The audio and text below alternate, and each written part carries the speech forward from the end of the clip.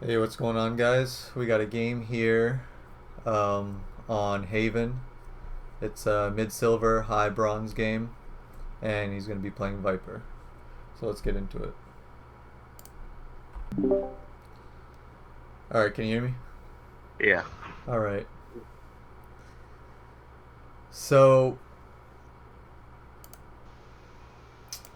team comps in like lower rated games, it's not as big of a deal. Um, but looking at this team comp already, like you're lacking a brimstone, which is like reliable smokes. Viper has a smoke, yes, and so does Jet, but it's not enough to take a site with. So this team can have problems on attack. Um, but you shouldn't really worry about it. You just play who you're good at. But it's something to always keep in mind on how your team composition looks on attack and defense. So we'll just skip ahead a little.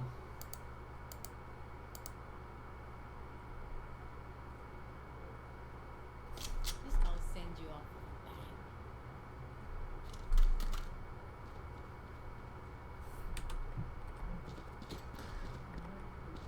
bang. So, also, okay, so on the very first round, um, what you buy at the beginning is really determined on what kind of agent you're playing.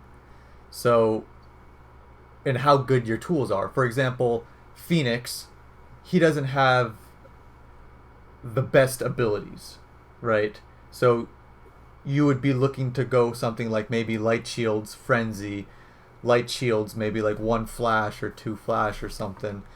Uh, Viper. Viper has pretty good utility, and it also depends on where you are in the map. Like, are you solo holding A? Are you playing with someone? Can you afford skipping out on utility? Because Viper's utility is pretty strong when it comes to solo holding sites. So, um, you probably wouldn't need Snakebite. I don't know what you buy here, but I'm just talking. You probably wouldn't Uh, need Snakebite. I would probably always have my smoke. Um, yeah, getting all utilities and armor is not the worst buy here. Um, you just want to make sure, if you are doing this, you want to make sure you use your abilities, because pistol round's the most important round of the game. So if you do buy all of your abilities, you want to make sure you're using them. So it's not just wasted money here. Because a okay. classic and armor is strong. It's very strong. People sleep on the classic all the time. Looks like you got a good setup here. Hey, This is gonna block off the B entrance and short and long for you, yeah? No. I usually try to do this, but it only blocks off A. Oh, it didn't block off B? No. Well, hmm. There are setups. I think you did the setup incorrectly then, but that I'm not too worried about the small mechanical differences in the champions, because you can always like look up YouTube videos of the proper setups and all the like cheesy stuff. Um, I'll just be talking more about the general game sense. But when you do wall like this, if you do wall, the reason why Viper is decent is because she can wall off another bomb site while watching A. You can wall off two bomb sites, right? But when you do stuff like that, let's say you did hit this wall over at B, it's only good if you have communication with your B player. So most of the Vipers I play with, they'll throw up the wall and they'll always say, "All right, man, call for the wall," call for wall, and they'll call it, and then you activate it, and then it creates a wall for an enemy bomb site, and it's actually like really huge, and it helps a lot with holding the bomb site. But um, so if you're playing for yourself, there are some walls for this A site that can block short and long, and on top of the boxes, in case like Jet or Raze or anything cheesy like that jumps up on the crate. Then again, that's all a bunch of setups. And there's also one-way smokes that you should learn too. I can probably link you some videos afterwards. Okay. So let's see. So, yeah. Oh, that's the enemy wall. That's right. Okay, so here, right now, I'd be calming. Smokes on A, executing A, right? Because they just smoked off the site. So Yeah. you're playing. You have someone in Heaven too, which is good. Usually people kind of solo A on Haven, and it's a lot more difficult to defend, and you play it differently. But if you look at the minimap right now, you have two people flanking. You have so much information here. You have mid clear, garage clear, and this guy's probably gonna peek along C and see nothing. So you guys know, like, the whole team they're either about to find him right here, or they are pushing into A.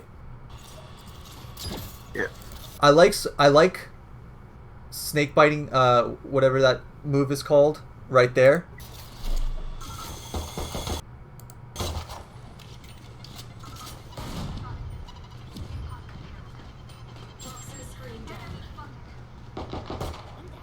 So, backing yourself up into this corner right here is usually gonna get you killed, right? Because if they do swarm you, you're pretty much screwed from long, and you have nowhere to hide.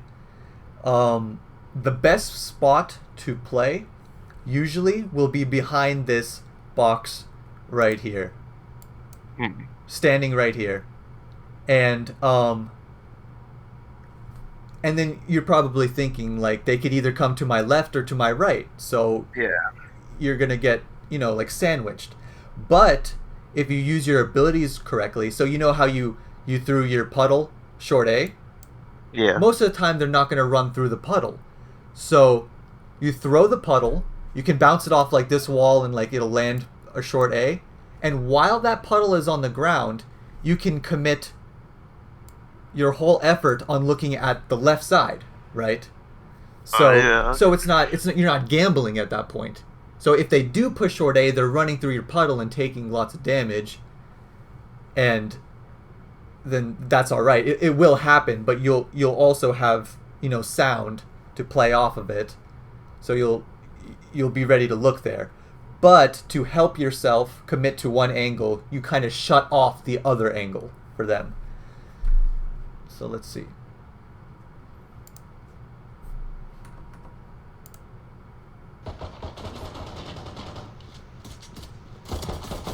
So here's good.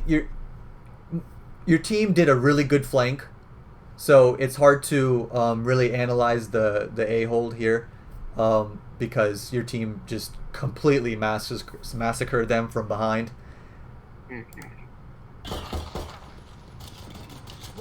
And this is just a wash of a round. Yeah, they just got messed up. So it's good that you used your abilities and you used them all. And I'd say it's pretty decent ability usage, other than the wall being a little off. I died multiple times, I think. It's all right. I mean, I'm not too worried about, like, some of these stuff, because you can always, like, go in the practice range and do this yourself. And Yeah. so let's see. Got the Spectre armor. Pretty standard stuff. Smoking long.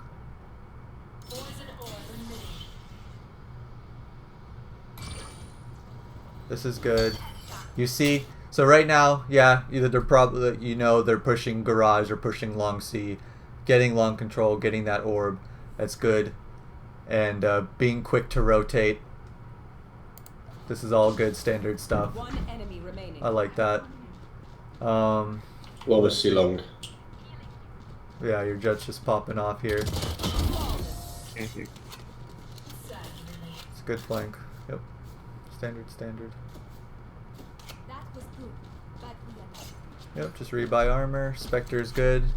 Even if they have Vandal Phantom, you could do a lot with the Spectre, but you have to get crafty most times, because if you're just on a 1v1 aim duel with someone that has a Phantom or a Vandal, most of the time the Spectre doesn't hold up long range, you know, stuff like that. So this is where your ability usage comes in and smart play. Skip ahead a little. Smoke it again. See?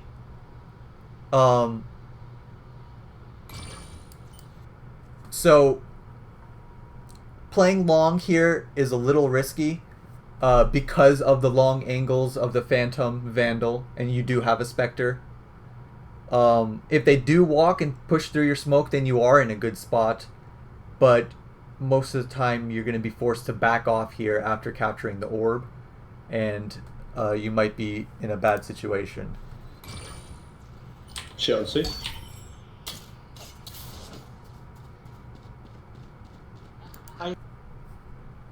So let's see, the Sage. So the Sage is pretty aggressive mid, so you guys have lots of information here. These guys are hard committing to one bomb site every time, so it's really easy for everyone to flank.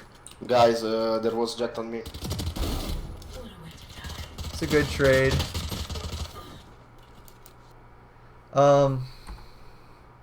Let's see. Okay. So let's see here. Guys. Here you would want to trade faster. So like he just died, right? So he's literally right there, okay? Yeah. In 10 times out of 10 cases, you want to swing fast, immediately get that trade, you know? Don't let him escape, don't let him reposition himself, don't let him reload, don't let him get, you know, comfortable. So there was Jet on me. it's lucky that he just completely turned away and didn't hear you earlier or whatever.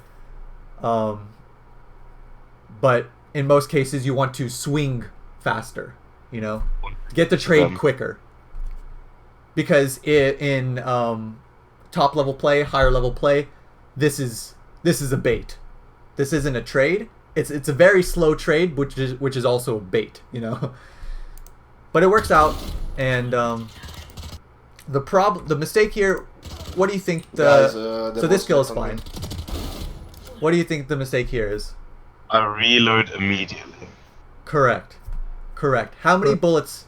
How many bullets you got after killing him? Right, you have 18 bullets. You could kill 2 more people with 18 bullets, and you know that they're still long C. So there could be someone watching flank. So the second I kill this guy, my crosshair is snapping right here, you know, or like either snapping right here and running to this corner. So in case there is like another guy like here or here, garage, you know, you want to protect yourself from one angle while looking at the other. So let's see.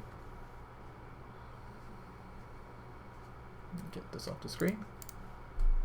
So yeah, so he swings, the guy watching flank swings, and unfortunately you do get killed here.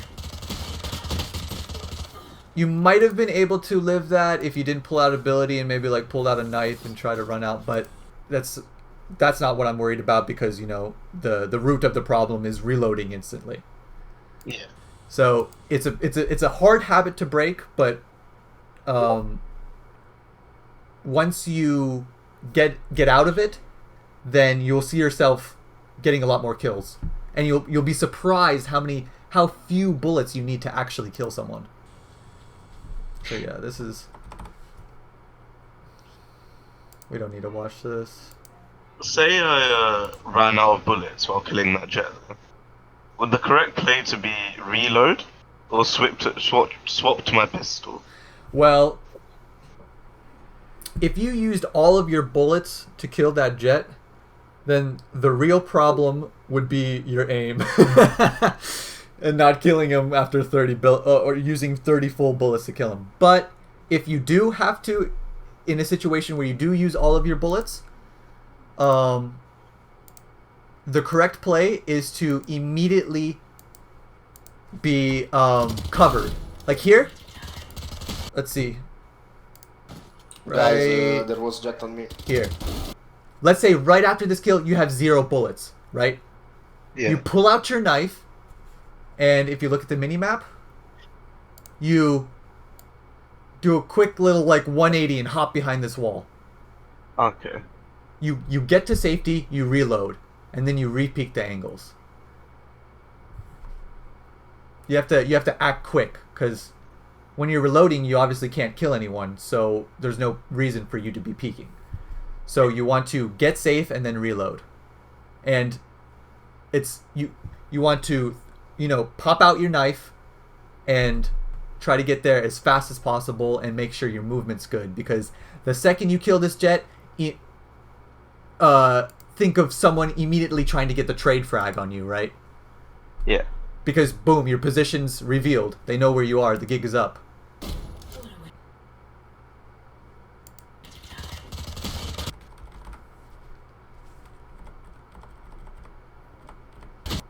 Alright. Lost that. Okay, so let's see the economy here. So yeah, everyone has plenty of money, so this is fine. Vandal or Phantom, heavy shields. Now, if you are on the fence about the Vandal or the Phantom and which you should use and when, it does come down to preference, but there's some times where the position you are holding is beneficial for you to use the Vandal. So, let's say you peek long with a Phantom, right? A peek long A. And you shoot someone in the head that's crossing. You're not going to kill him. It's going to be a 140 damage or 139 or whatever it is. So, it is something to keep in mind. Like when you watch Long C, you're definitely going to want the Vandal over the Phantom if you're like a C player constantly peeking long, or you're just taking those long fights. But if you're completely trash at using the Vandal, then it's not worth it. Because you just use what you're comfortable with. The Phantom is it's a pretty good gun, good for spraying, a lot easier to use, but the Vandal definitely has its advantages. Do you want to take too long with your rifle? Yes.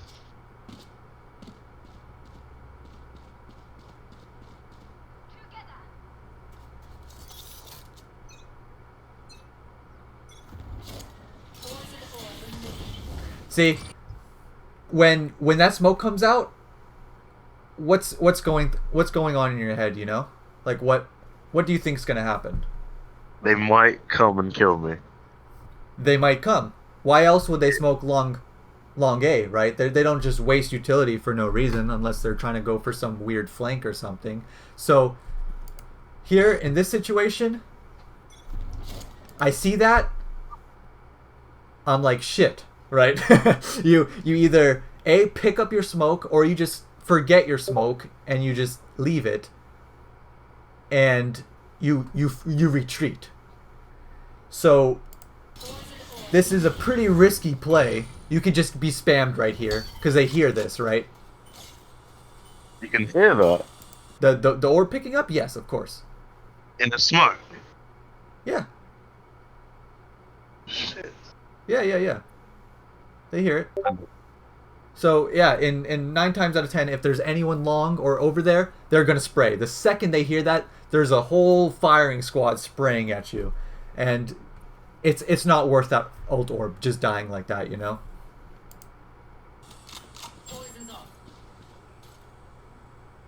So now you're in a position where you kind of don't have your smoke ball, and it's kind of unfortunate because that's like probably one of her best utilities.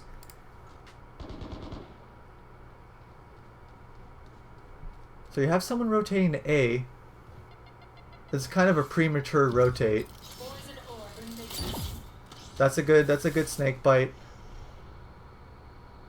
They're splitting off the site. This is a good Viper wall from the enemy team.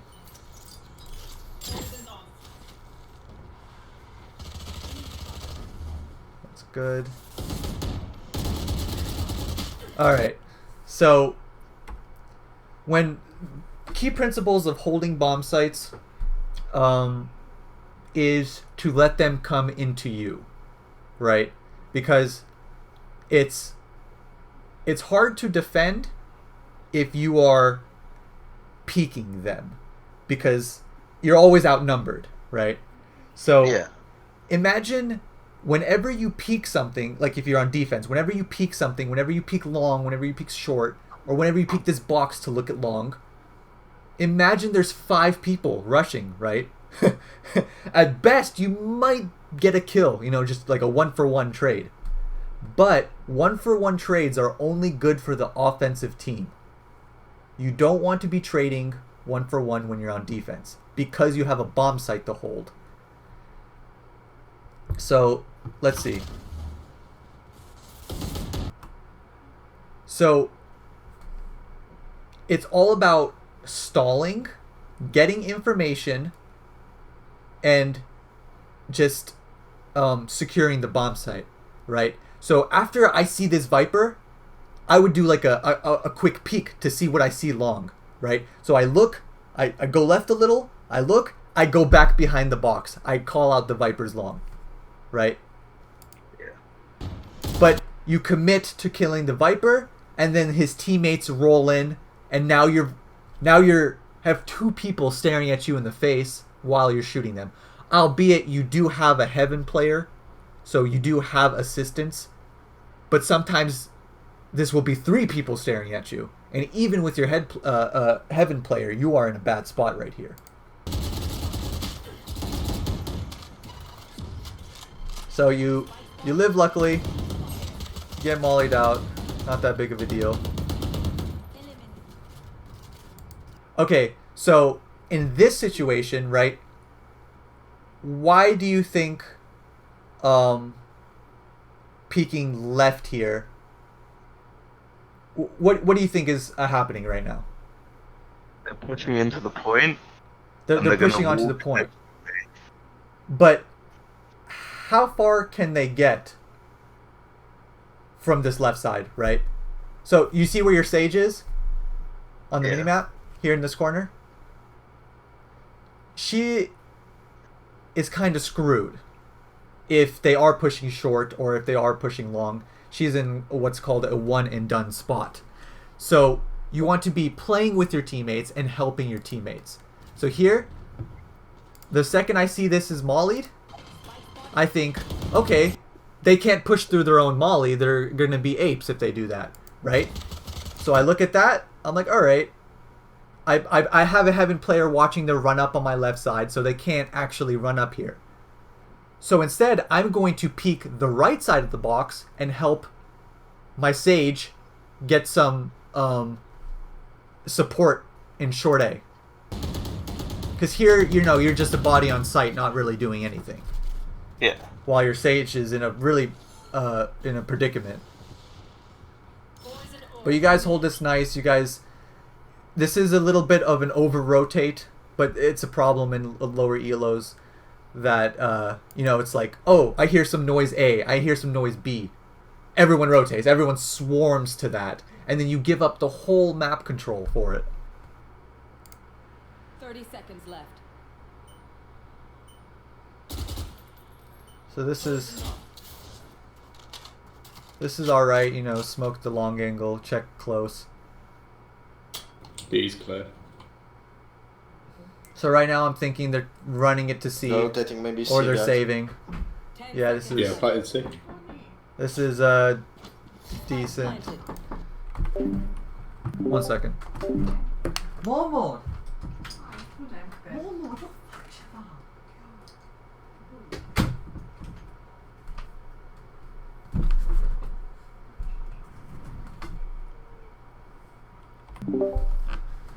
All right. Okay. So yeah, they planted C. All right.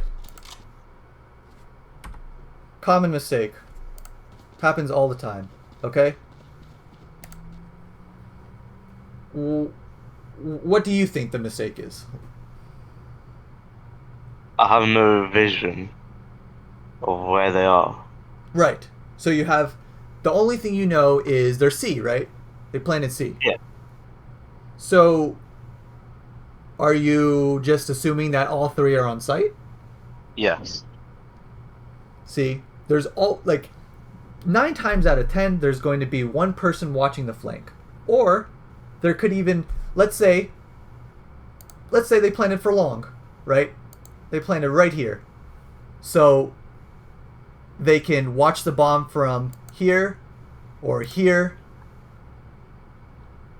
So, and this is a very common situation where they have the whole bomb site to themselves, so they plant out in the open so they can play the bomb from long angles and stuff like this. So, you want to be thinking of immediate danger. You want to always assume people are going to be watching. You don't want to gamble, right? So here, my gun is out. I am pre-aiming this corner for this line of sight. Oh, that's a horrible line. 1 second. Right here. This angle right here. Yeah. Okay? This is like immediate threat.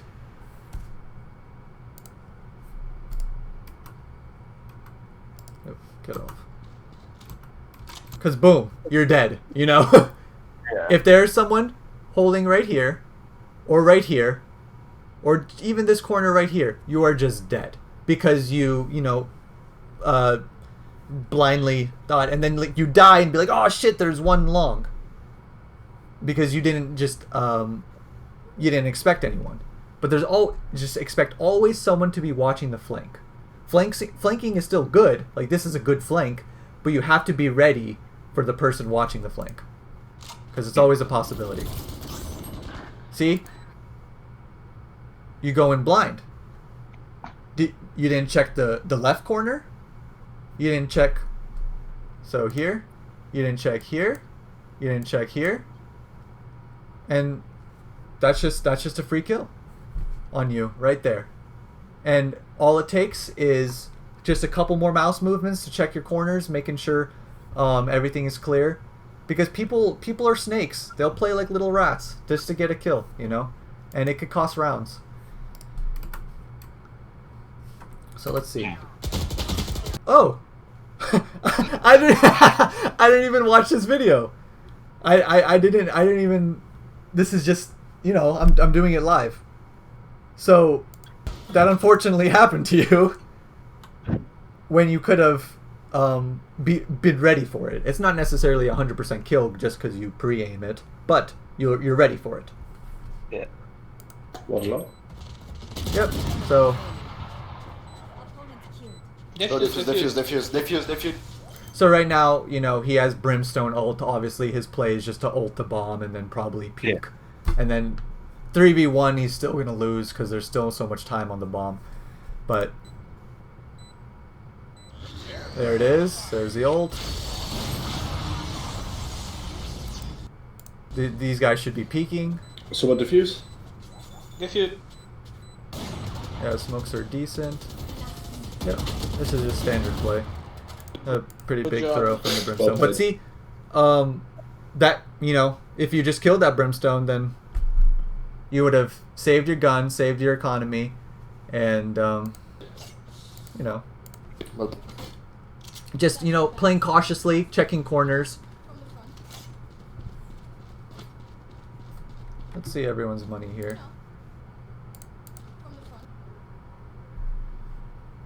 So I would probably ask for a drop from your Sage to buy you a Phantom or a Vandal, but because he has enough money to buy you. Sorry. Spectre's good though, but if a teammate can buy you a gun, you have to be annoying. You have to be like, hey man, can you drop me? And they're not going to say no. Well, I usually wouldn't give a gun to the person lowest on the leaderboard. You always buy for people. Always buy for people. People will always buy for you. It's just how it goes. It's what you got to do.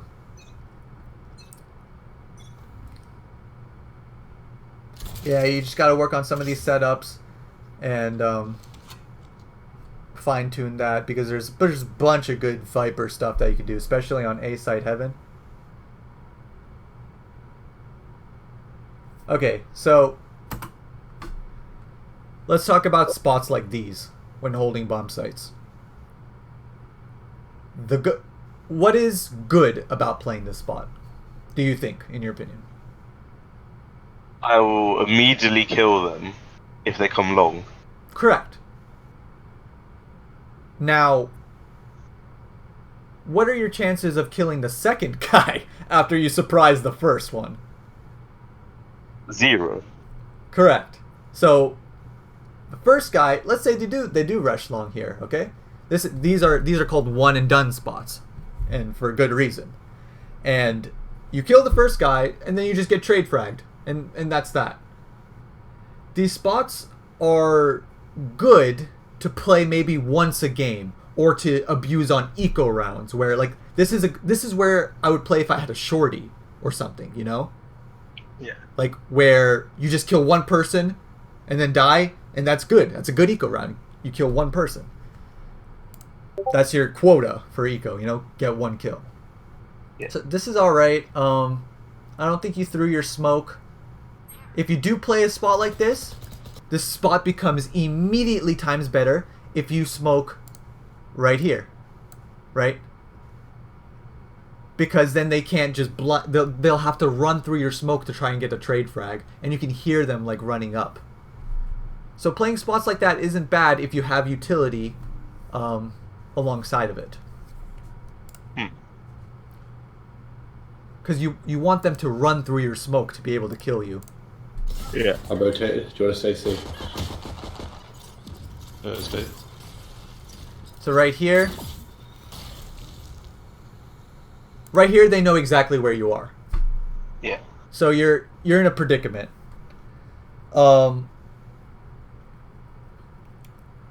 When people know where you are, the best thing you can do is change your position safely.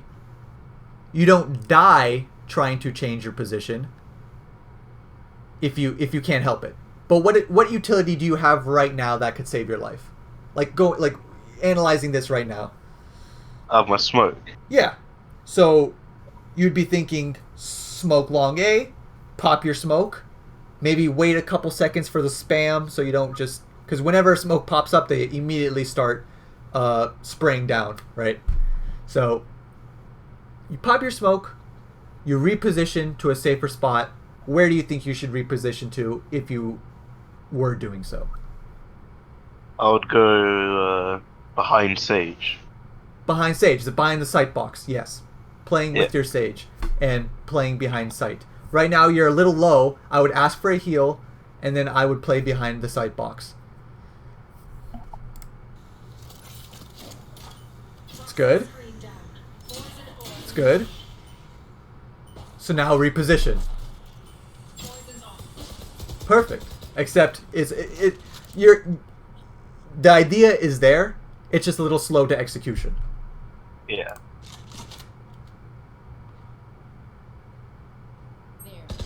Good crosshair placement is fine.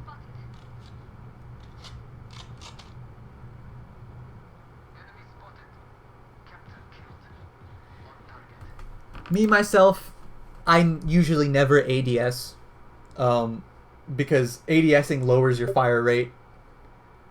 So it's easier to control your gun when you do ADS. And some people do it, like Sinatra, he's a pro player, he ADSs like all the time. Especially with a Spectre to help control from long ranges. But do you think peeking here with 50 HP and a Spectre is beneficial for you, you know? So no. So okay, you see your rays rotating, right? So now Yeah. you're solo A. So here in this situation, what do you think you should be doing? Going up to heaven. You could go up to heaven. That's all right, but it takes a little bit of time, and they hear it. And when you are solo holding A, and you are in heaven, it is you're vulnerable because they can smoke you out and then there's nothing you can do. So if I was in this situation, I would be playing behind this sight box, shouldering, playing for sound, peeking these corners like slightly, right? Just go in and out just to gather information. Playing defense is all about gathering information and staying alive. One more B. Seconds left. So yeah, you see your teammates here B. Ah, It was shit, double risky doors, guys. peeking here like this. Risky here doing this as well too. One enemy remaining. 10 seconds left.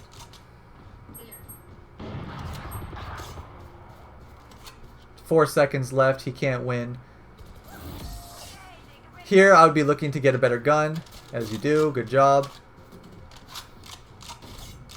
So now you have your ult. You've had your ult for a little bit now. And a problem lots of Vipers encounter is they don't use their ult enough.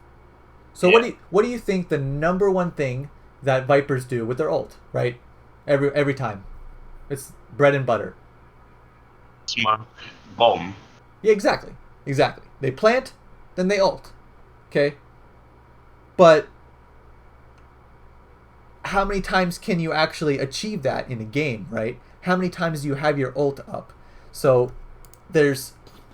I'll just keep a little note. This is round... You had your ult last round. It was 3-1. So it was like round 4 or 5 that you had your ult.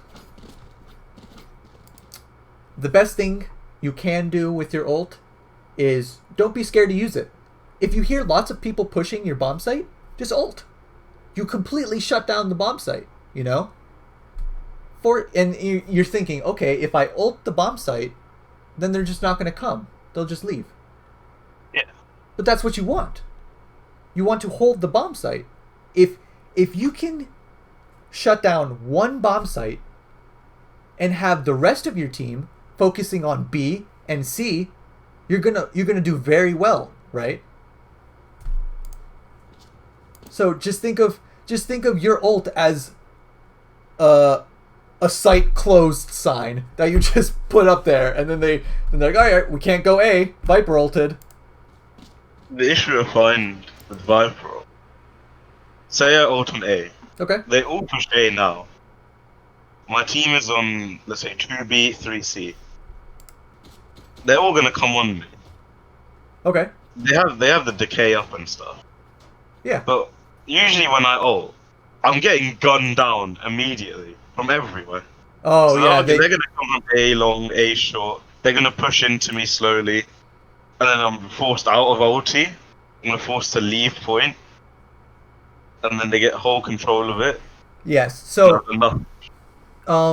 when you do ult as Viper, you aren't unkillable, right? You're just hidden. But you still have to play safe. You still have to find those good angles where you can't just get gunned down by everyone. You still have to play around corners and be safe about it. But if you just ult like where you're standing right now and you're just like out in the middle, you're gonna get spammed and it's gonna happen. You're just gonna die. But if you're holding like right here, right? This is you right here with your gun. Pew pew. Yeah. They can't spam from long. They can't spam from short. So you can get a kill here when they come into your smoke, and then maybe reposition to this corner, right? So you're safe again, but you're constantly switching up your spot and playing corners better and avoiding long fire lines and spray downs. You're like it's like a horror movie where you're the bad guy inside of your ult. They constantly don't know where you are, and you're always like switching up your position, taking them out like one by one if they do happen to push through your smoke, you know.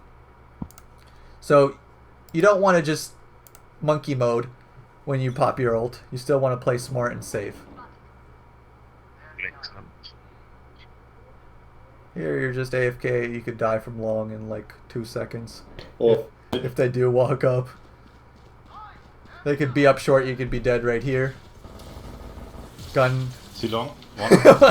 So obviously like you're texting or something, but I was drinking water. yeah, at this point. it's fine. More than one. Okay, so I know you were drinking water, but going back to that one play over here at C Long. Checking corners. Yes. So right here, it's just lazy, right? There could be someone standing right here looking for the A push. Boom, shoots you right in the head. All right. So no one was there. All right, that's fine. Get me out of this. Too long? One. All right. What do you think your immediate threat is right now? Someone coming from mid doors. No, mid door, mid window. That is your second immediate threat. So knowing that, what do you think your first one? Rotating. No, like your threat as in they can... How can they kill you right now? Who can kill you? From where? From their spawn. Right here. Oh. Right behind that corner.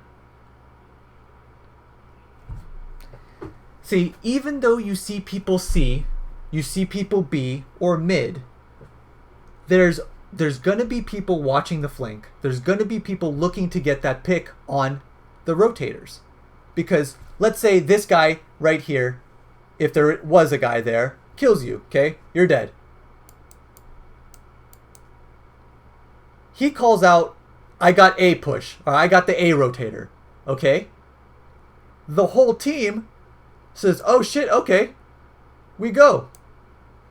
Now your whole team's over here on this side of the map.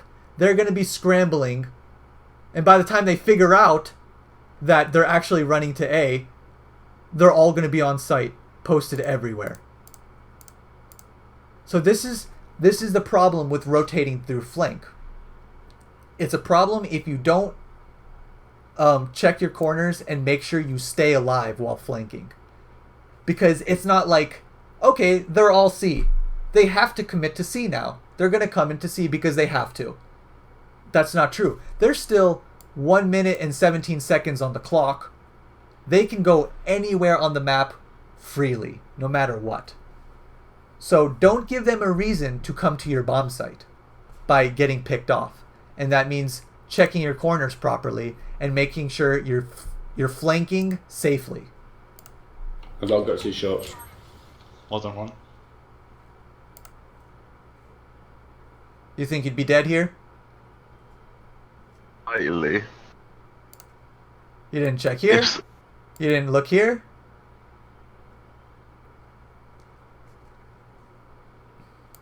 And this? There's so many angles where you're dead from.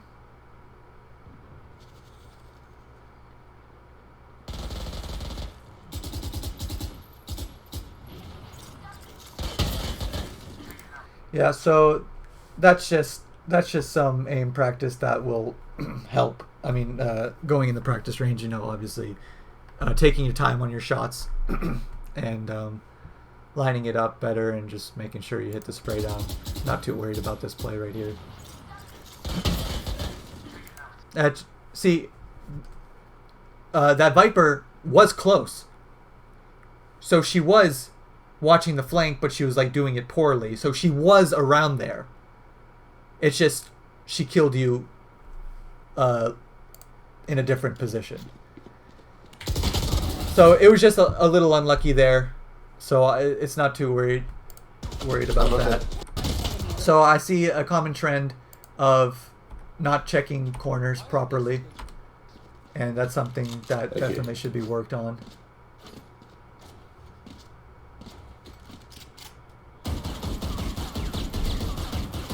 Crosshair placement, checking corners, that very important stuff. It's you don't want to autopilot when you play. You constantly want to be actively aware of what you're doing and why.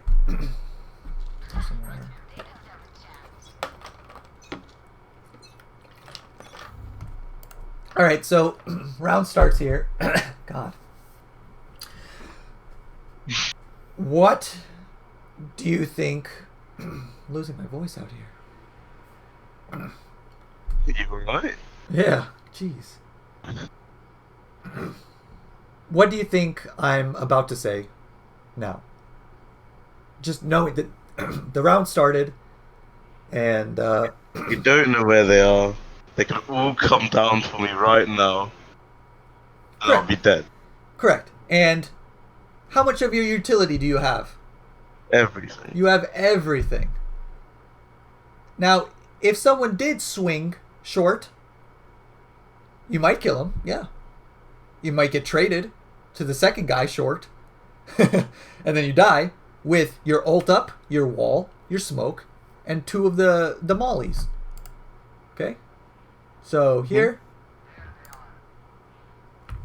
if someone is short A, do you kill him here? Where's your crosshair aiming? I'm aiming it for them coming down onto me. If they do like a slow A push, is what is going through my mind. Yes, but I mean, like hugging this wall right here, coming down, or like if let's say a bad guy does peek you right now, where are your bullets going to go on his body that your crosshair is placed, right? Feet. Yeah, at the feet or the legs or something like that. So, crosshair placement, checking corners. This is the common trend that I'm seeing. See right here. Don't pull out your map to ping where they are. Use your mic saying, I'm pushing short A, or I don't hear anything A, right? Because right here, what stops someone from actually being here? You're gambling. It's a gamble that you hope no one is there. Because boom, someone could peek right now and you're dead. Oh, here we are. Someone. Now you're surprised. Look where your crosshair is. It's right next to his toes. And he's staring you right in the head. Whoops. Alright. Outside the window. So, fortunately for you, that Viper is a pod bot and completely whiffs everything and doesn't kill you somehow. So this is a misconception when it comes to aiming, right? Everyone's like, oh, you just, it's god aim. You're just insane aimer because you spend so long in the practice range and you're just so good at aiming. But 80% of aiming is proper crosshair placement. So if you had your crosshair up here, right? Yeah. And you just wait there, or you peek while holding your crosshair up here, by the time you see her, your crosshair is just lined up with her head if you have good crosshair placement. You're not aiming. That's not aiming. Your crosshair is just at the right position. They're walking into your good crosshair placement, and then you just shoot. But here, why people think you need such good aim is because they have bad crosshair placement and they flick up to the target. So look, oops, click. Okay. Boom. Now you're flicking to him, right? Yeah. And flicking is a style of aim and it requires practice, but it's a lot harder to do and a lot more inconsistent, right? So you flick. Instead of keeping your mouse in a good position, you are forced to flick up and hope you connect. So remember what I said about 1-for-1 trades on defense? So you got the kill. It's good. But you're immediately traded. So now, A bomb site only has one person to defend it. And they have 4 teammates alive. Now it's a 4v1 on the A bomb site if no one rotates quick enough. So you allowed yourself to get picked. Because offensive teams looking for 1-for-1 trades, you're looking for at least 2 kills. And you can do that with proper ability usage, proper positioning, right? Yeah. So, and the way the structure of the map is defense-sided because they have to push into you into tight corners and tight hallways. So it's easier to get more than 1 kill. So yeah, getting picked off, it's not, even though you're getting a 1-for-1 trade, it's not good for defense, and you want to get more out of it. Not too worried, not too worried. So after a couple of these rounds have passed, what have you noticed? You still have your ult. Yeah. Right. So when you have your ult up and you're not using it, all the times you'd be gaining ult points, they're going to waste. So you aren't constantly generating ult points. It's better to use a mediocre ult than to save onto it for a perfect situation. Remember that.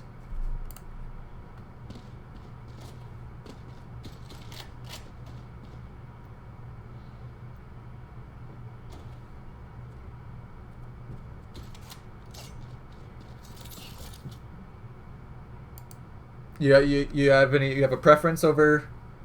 Well, what's with the Spectre buy here? You have plenty of money to buy a rifle. You just feeling it? I'm doing the worst on my team. I'm not feeling I'm doing good this game, so I'm gonna go for something that has easier accuracy to hit more bullets. I understand, but you have to push through it. You have to keep practicing with those guns because they are the best, right? And practice is more important than getting a cheap kill. You know what I'm saying? Yeah. Even though you'll die, you'll miss your shots, you have to keep using those guns. You have to keep practicing. Even if you do see more results with the Spectre, in the long run, you'll see more results with the Phantom and the Vandal. See, this is something I would do on like an eco round or a half buy round where we're like saving, pushing short A with a shotgun or like holding short A. Here you see 4 garage. There's loads of them outside C window mid. So this is good. You got your map up. Where could they be? Where are you dead from? Corners. Corners. Specifically your right corner. Right. Yeah. They were far. It's But my not, thought process was, I saw 4 of them. There's gonna be one flanker with them now that's not sighted, so I can push a bit harder than I usually would without checking. That's true, but you still have to entertain the possibility of someone being a super lurker, right? Like you have to just quickly like look over it, right? It takes like 1 second to quickly check that corner. And that 1 second could probably save your life. You'll check there 20 times out of 25 times. And you won't see anything, right? You won't see anything. But those couple of times will save your life and get you a kill if you check properly. Double though. Okay? So here, you already know the mistake. Not looking top left. In that corner in garden. Yeah. This corner right here is a big one too. You don't want to be surprised, right? You want to pretend like, okay, there's someone here. How would I aim if I knew there was someone here? Where's my crosshair placement? Where, like, I'm going to shoot them if they are there. I'm ready for it. So right now, you know they're like pushing garage super hard. What's going through my head is, where is the guy watching behind? Right? I'm looking for the guy watching their flank. This is your goal right now. Holy shit, guys from double doors, they're coming in. There he is. Look at that odd spot, right? You would never think to check there. But if you make it a good habit to check all the possible corners that people can be, then you will stop dying to random stuff like this. So, like, let's get on my trusty little pencil. Okay, so you're pushing up this way, right? Yeah. You're looking here. You're looking here. You're looking here. Okay, after that's clear, then I would start hugging this wall so I'm safe from this direction, and look here, here, here, right? Protect yourself from one angle, clear the rest. Don't be lazy when checking corners. Even though it's likely that no one will be there, you have to check. You have to check. Can't be lazy. Don't cut corners, you know? The thing is, I'm thinking, checking corners, it's going to make my flank take so long that by the time I get there, my team has died, they've got 4 on the point. That's a good point. I can't do anything. That is a good point. And sometimes speed is very crucial. But the more you practice checking corners, the better you become at it. The more efficiently you do it. So I could have taken the same line you did, movement-wise, but move my mouse more, right? So I'm still going in the same path, the same timing as you, but I'm checking my corners. So like here, I'm still moving in this direction you're going, but I'm looking left while I'm moving, right? And as I go, I look here, I check that, still moving that way, correct? That's good. I would Holy check shit, this. guys from double doors. They're Then I coming would in. make sure nothing is on the long side or anything. This spot, I'll give you the benefit of the doubt. This spot is a little lame, and no one will ever play here. But What? like this, she's like sitting in spawn. I don't know. I'd probably rage if I died to this. I thought she was AFK and she just came out. That That also could happen. Oh, the likelihood.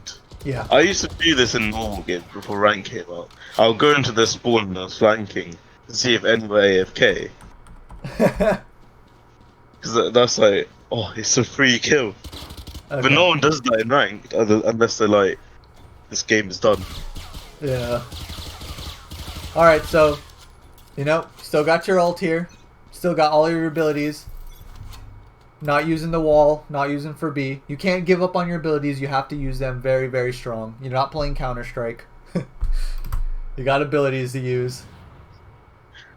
You got to learn some setups for your smokes. There's perfect one-way smokes that you can see their feet without them even seeing you and really give you the edge on enemies pushing into your bomb site. It doesn't look like they're pushing A a lot, so it's kind of shitty here. This is pretty good crosshair placement. See, you're ready to shoot their head if they do peek, and that's very important because, like I said, good aim comes from good crosshair placement. Okay, so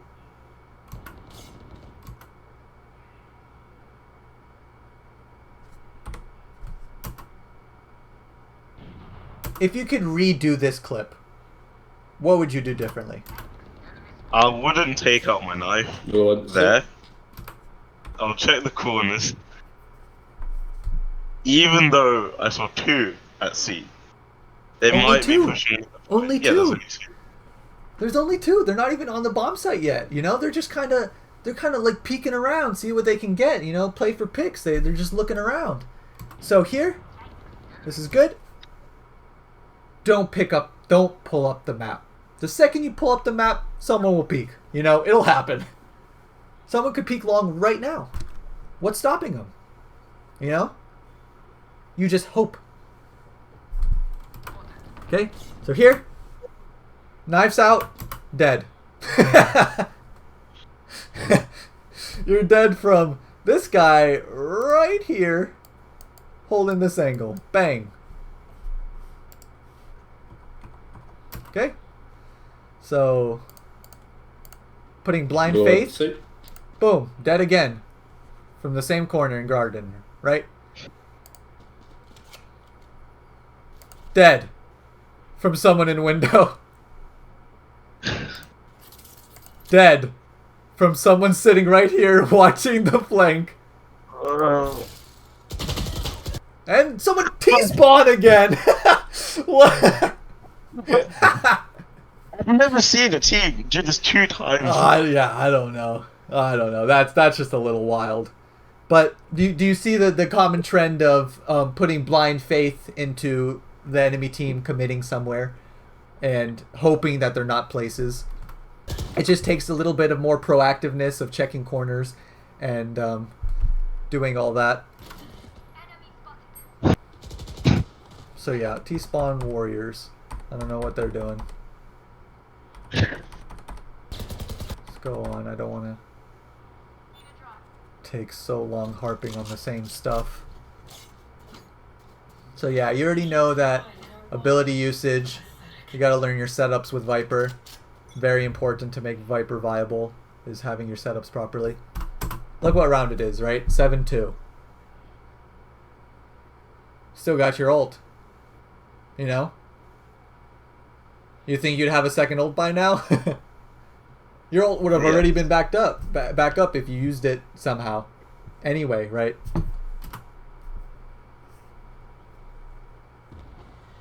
Alright. You see a smoke long. This is good. You're getting safe. Yeah, he looks clear. You're stalling. Dropping the smoke. This is where you panic use all of your utility that should have already been up. Should have already all been set up by now. One bottom of it. Alright. Trying to get on B. See, But if they don't come A, so I have that utility for the other point. well, you can always pick up your smoke again, right? And your wall, if you set up properly, can set up for 2 different bomb sites. And if they don't come to A or B, then it's fine. If you don't have your utility for it, so you won't. You just want to make sure you are doing your job to hold your bomb site. And then when they do, and when the enemy team takes B or C, you just say, "Noob team, hold your bomb site."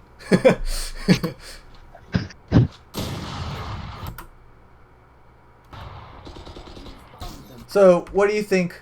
What do you think about this here? There.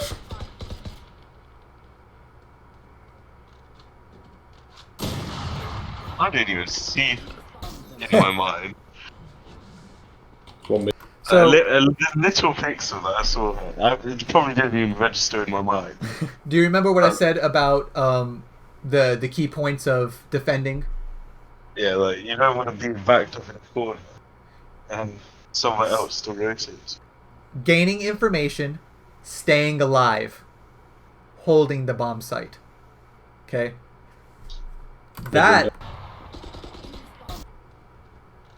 here, if you do see someone cross there or you do see someone, my first reaction is to hide. Like, oh, one peeking long, right? And then you hide. Then you use your utility, maybe even ult right there, you know? Just like, hey, you want to come into A? You're going to have to go through my ult. A is closed. See ya. And then it'll make your other teammates be able to watch the rest of the map. So, you don't want to take those risky aim duels for no reason. Let's see. Your teammates actually played pretty well. So that's good. Here you have like no money, but look! How much money does your teammates have?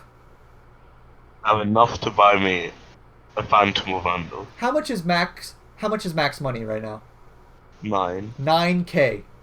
This guy is going to have money disappear at the end of the round. So, be that teammate. Ask for drops. It's a part of the game. Don't feel like you're being annoying, even if you're bottom fragging. Like, if I'm playing in a ranked game and I have like Hiko and Shroud on my team and I'm dropping 2 kills, getting shit on the whole game, and they have 3,000 gold extra, I'm like, hey, buy me. Give me a fucking gun right now, you know? It seems like this thing to do in my mind. So I'm literally throwing money into fire. No, it's not true. With that mentality, you're gonna lose mentally, and it's gonna be bad for you. You know, you want to say, the reason you're not getting so many kills here, they're not even coming A that much, right? So you don't have the opportunity to get that many kills here. You can't just be like, oh, I'm sucking, I'm missing all my shots. It has nothing to do with that. So just be confident, keep getting guns, ask your teammates for guns, keep using Phantom Random, keep practicing. It's good, setting up your walls. You see 3, you see 3. Where's your crosshair? If someone was holding that angle for long, where are you shooting? Their feet, you know? So crosshair placement's a big thing. Big thing. You'll see yourself hitting and killing so many people when you apply proper crosshair placement to your matches and you're actively aware about it and you're like, holy shit, I had this inside me the whole time. I could do this, you know? You'll be surprised. So this is good. On their body or their head. Their head. Because of the recoil. The head. Always the head. Always the head. You want to control the recoil, but your first shot always wants to be on the head. Because sometimes it'll just kill them. Your first shot will kill them. And if not, they'll get aim punched. You know when you get shot in the head, your fucking crosshair flies up?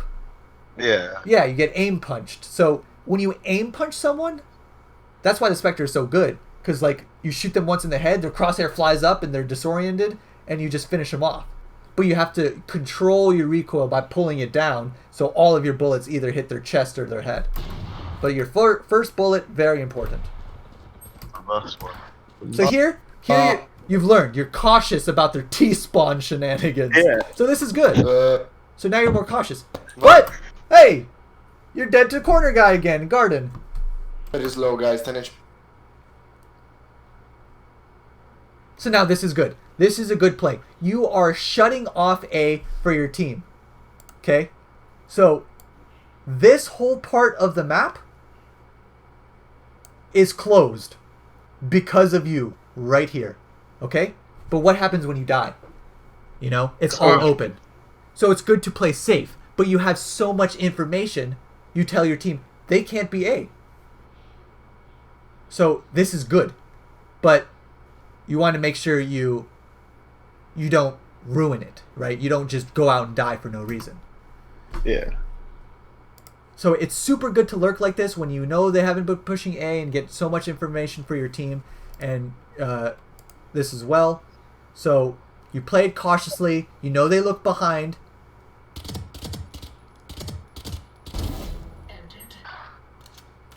So He could have killed me. he could have, yes.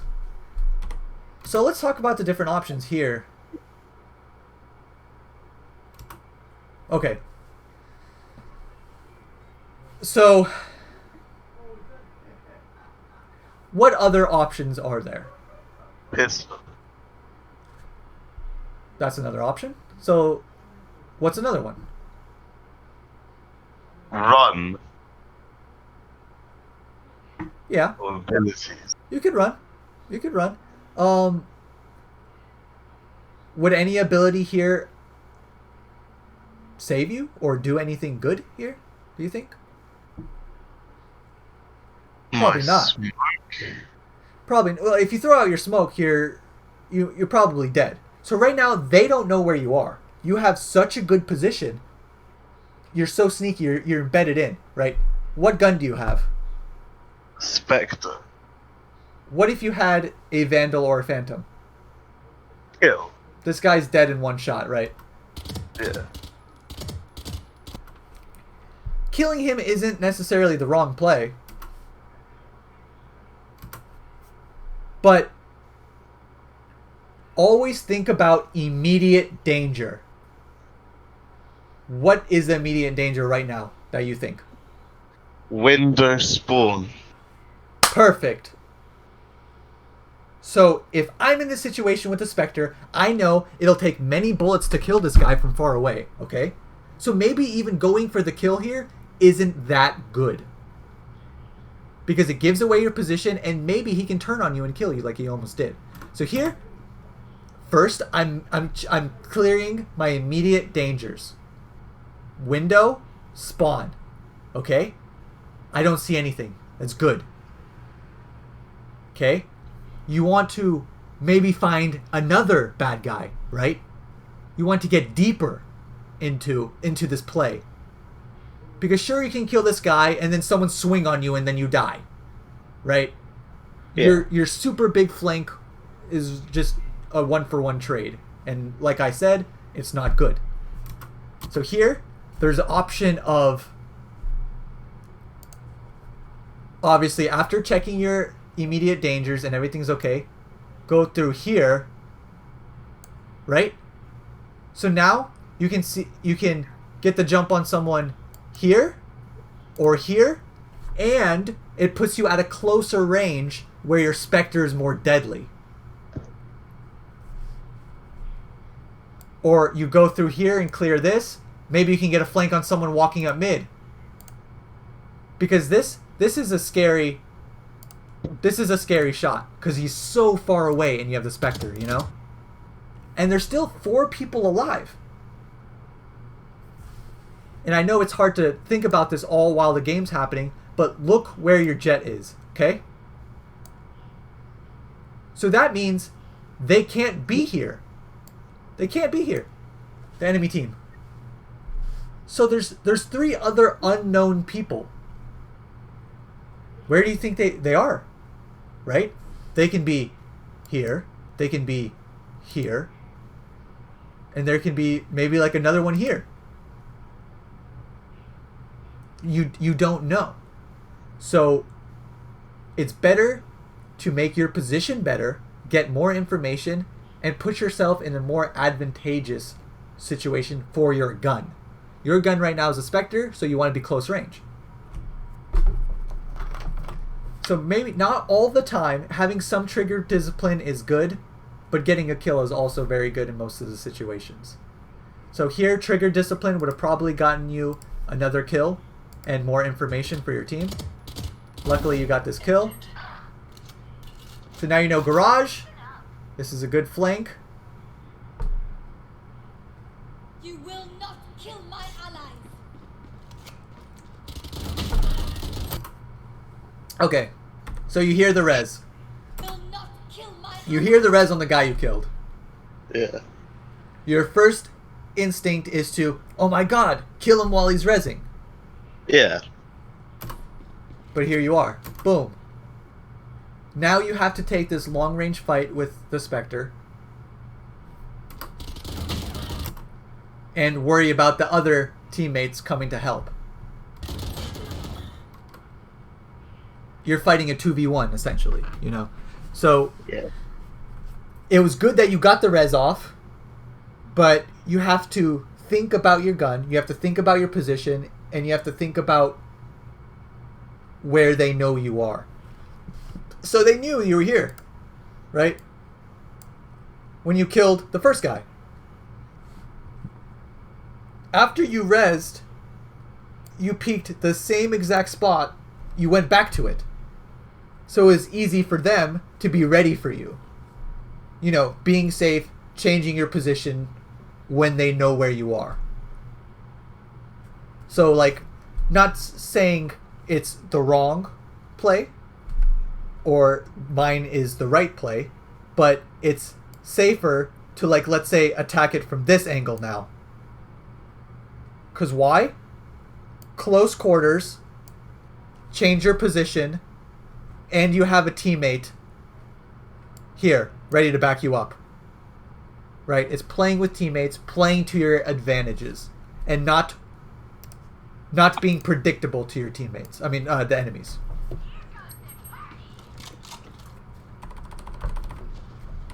All right.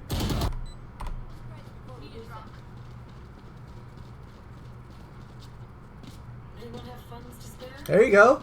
Ask for that Vandal. Hell yeah. Thank you. There you go. Boom, you got it. Simple as that. Every time. Who cares if you're bottom frag? Who cares if you have 0 frags? Get the gun so you can get frags. I already did that because it was last round. We do it every round. What ability you still got up? OT. There it is. To the end of the round, to the end of the half. You're saving it for Christmas. You're saving it for a perfect scenario. But in my mind, it's like Just use it. they have gone A once. You don't need to use it and for a not bomb site. go A. Okay, let's say, remember when you killed this guy here? Yeah. Let's say you just ult right here. And I don't know how big your ult is. Maybe like this big or something. Maybe smaller. Yeah. So, Look how much of the map you cut off. It forces them to either attack C or go into your ult. And what gun do you have back then? the Vandal. No, the last round where you flanked. Oh, Spectre. The Spectre. And what does your ult do? Invis, and forces them into close range Combat. situations. Yes. So you have to create advantages for yourself. You're shutting off mid, garage side mid, and A with your ult. That's more than a bomb site, you know? But Viper players, they say, oh, if it's not on a bomb site, it's a bad ult. But Yeah. you would have had 3 ults by now. You see what I'm saying?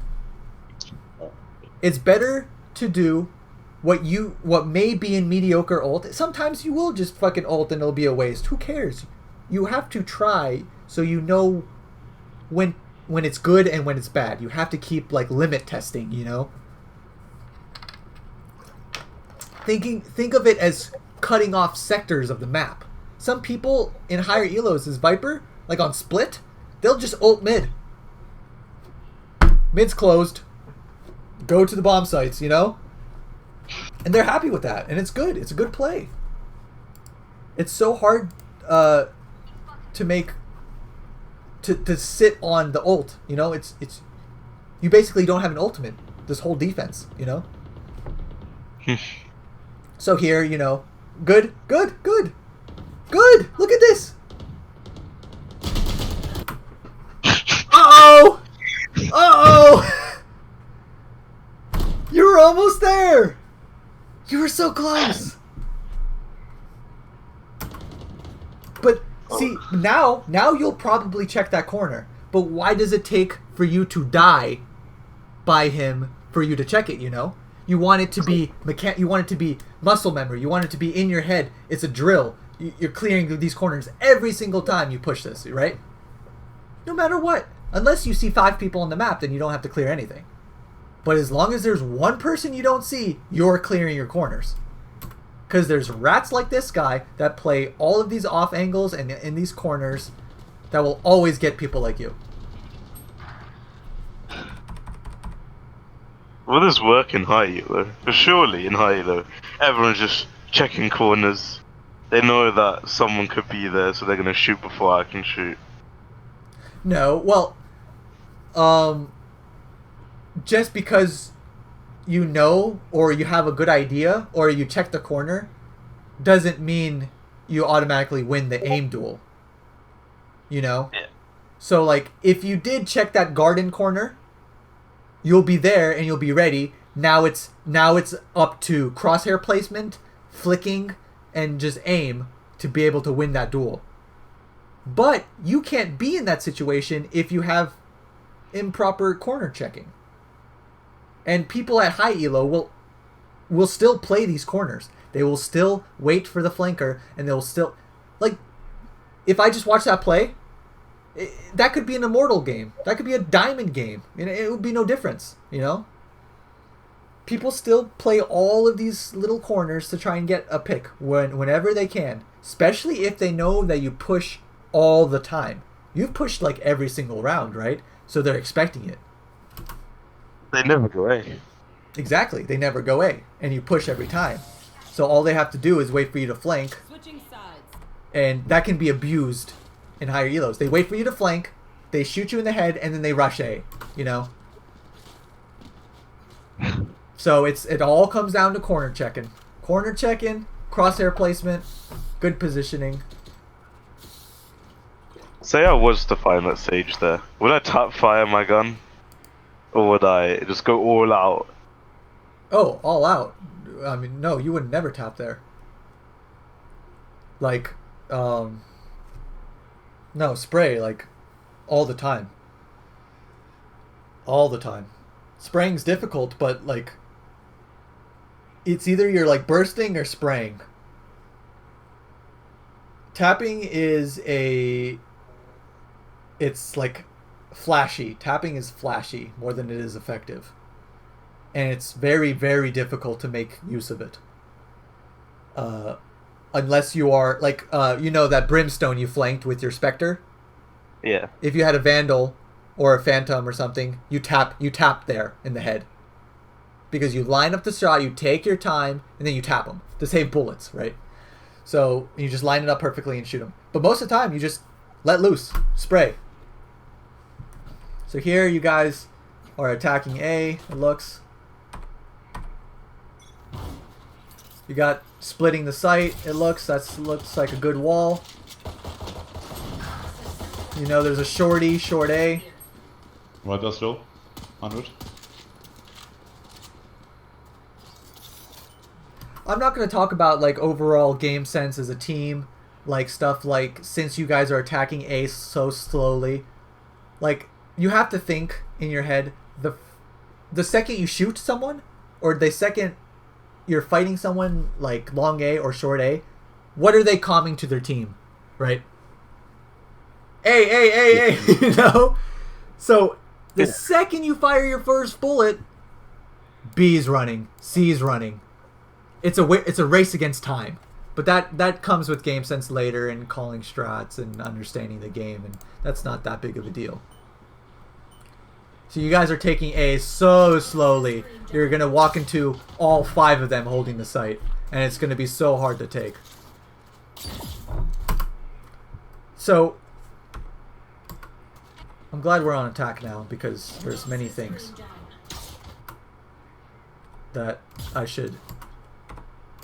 So you want to tell me why this is bad. You know why. You can figure it out. I didn't check anything before I went here. Correct. So venoming this is a good play, but you don't know if like they could be peeking this. There could be a guy behind this box right here, a guy at this corner, a guy in heaven. The best ability usage is ones that you don't have to peek to attack. I mean, okay, for example, if you want to molly heaven, I'm calling it a molly, whatever. If you want to molly heaven, you want to molly it so you're not peeking heaven. Right, so this smoke rate, where was it? It went to the bottom of heaven. Oh, it's fine, whatever. I'm not worried about it. Okay, see, look, this is good. This was supposed to be a heaven smoke. Yeah. Okay, this is good because you don't have to peek heaven to smoke it. This is bad because you have to peek heaven to molly it. There exists mollies for heaven on Viper in safe angles, just like your smoke lineup. And I missed it. I mean, I'm not too worried about that. So now you got the flank. So now...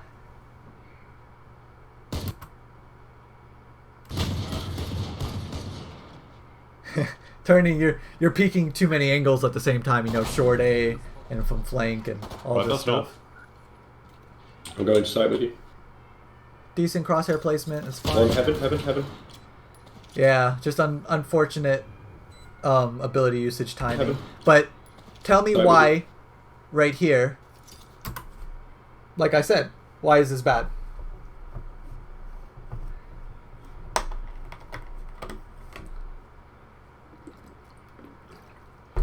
I don't know. Okay. To me, this seems like perfect. The guy with short, he can't push me. I can go back into A short, try and kill that guy. Yeah. That is a correct way of thinking. But the execution, like I said, the best ability usages are doing it from a safe angle. So I can bounce it off of the wood. Exactly, without peeking this. Because right here, he could have peeked this whole time. And you're standing out here with your pants down. Instead, I mean, it's fine that the guy short A like walked up and like killed you. Like that's just timing and unlucky, whatever. Heaven. But you could have either Side with you. A, sit right here in this corner, and through your molly short A by bouncing it off the wall, or tuck yourself in here so you're not peeking this, bouncing it off like this or something so it lands right here.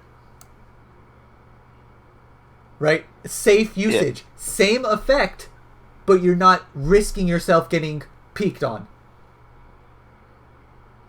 So the best ability usages are ones used safely. If you have to peek the angle that you're using your ability on, it is not a good ability usage. So let's go on. This is something that I tell many people all the time. Unless you have like, you know, backup and cover where you're like the third person in and you have people with guns watching you. Yeah. Alright. So here, did you guys win? I don't know. What'd you buy? You saved. So I guess you lost. Yeah. Okay. Enemy spotted. This is good.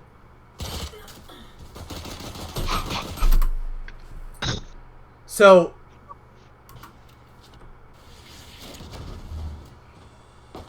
that right there is a good concept, right? So you're smoking mid without peeking mid. That's good. Yeah. I mean, obviously your smoke came short, but that's not the problem because you can smoke it from there if you bounce it like higher and run and do it, and you know what I mean. Yeah.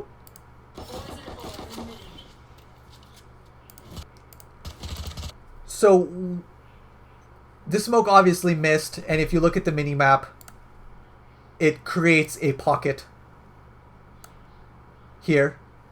Yeah. For people to like be around. So when you do smoke like this or you do miss, you want to make sure that you're aware it missed and you're aware of the possibilities of people playing behind the smoke and doing shady things of using your smokes against you. Because people will play inside smokes all the time and do stuff like this. I was a little worried about someone just walking in the pocket there. I'm pushing the those. Yeah, that's fine. So ability usage from safe angles, big thing you need to work on.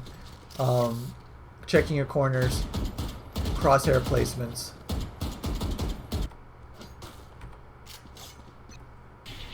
This session's getting a little longer than I thought. Sorry. It's fine.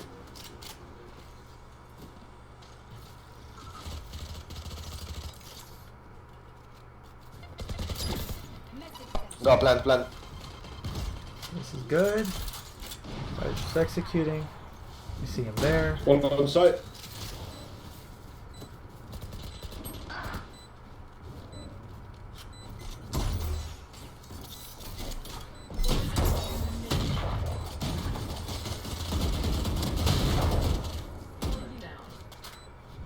So, when it comes to playing the bomb, and your best friend is the bomb's timer, you want it to tick down. You want them to come into you.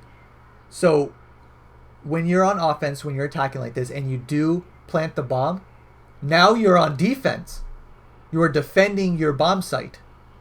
You switch to defense. So you use the same mentality defending the bomb. You let the bomb timer tick down as much as you can. You stall as much as you can. Now, peeking this guy aggressively, you are giving him a window of opportunity to get a kill for free. He's not even inside the bomb site, and he can kill you, you know? So you want to just play. That's why you hear a lot of people say, play the bomb. Just play the bomb. You want them to come and defuse. Just use your abilities. You stall left and right. Yes.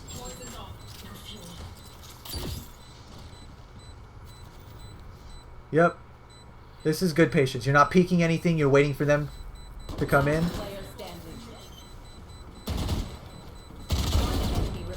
Go, go, go, go, go, he's defusing, he's defusing. Alright, so let's talk about it.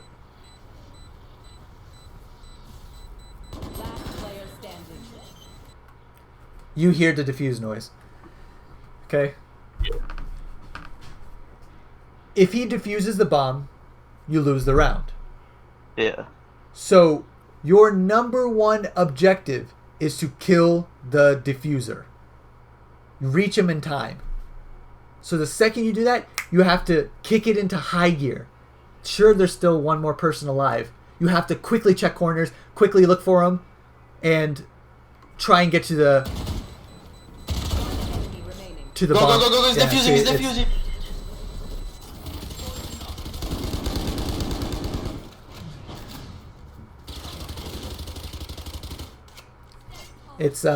It's about like priorities, you know, because dying to try to kill the diffuser is better, because if he diffuses the bomb, you lose the round regardless.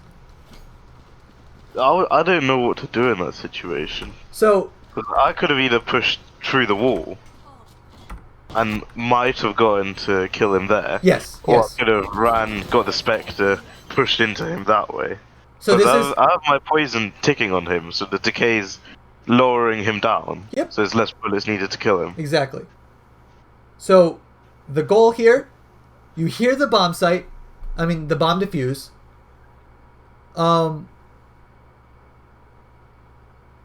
I actually think that your smoke orb is more of a detriment to you right here.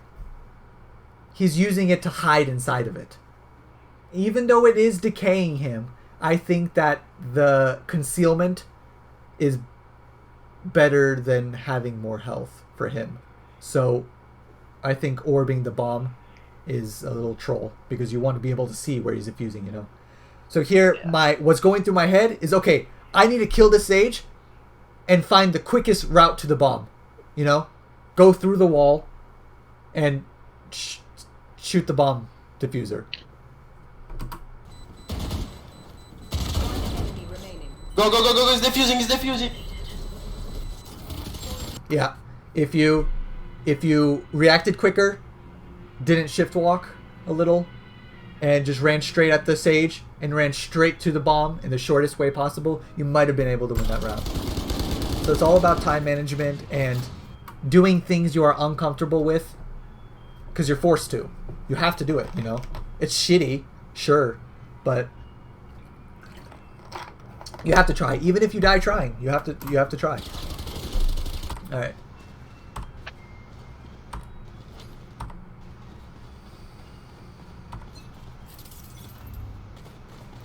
Guys are executing C here.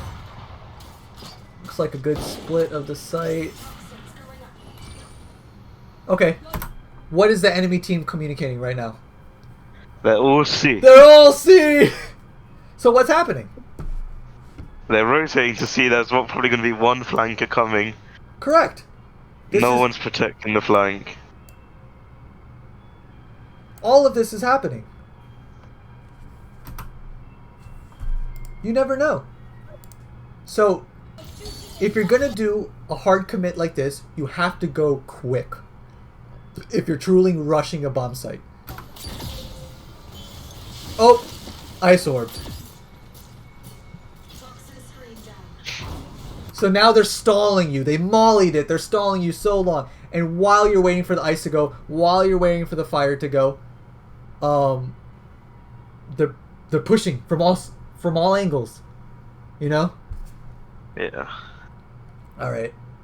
So here it's better to back off, look for the rotators behind you, clear out, retake map control. It failed. This rush C has failed as 5. Now you guys are all confined to the small corner of the map, and you have to retake the map control. See, now you guys are walking to a stacked bomb site.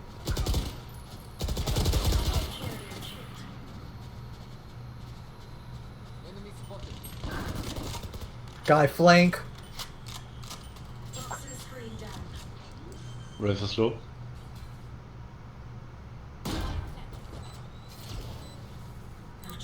Okay, so you know there's someone flank, right? Yeah. This is fine. This is okay, right? You're gonna have to win the aim duel doing this. You're committing to the aim duel, and it's fine. What ability do you have up? I have my poison. Your smoke. Yeah. So, how would you make this situation safer for you?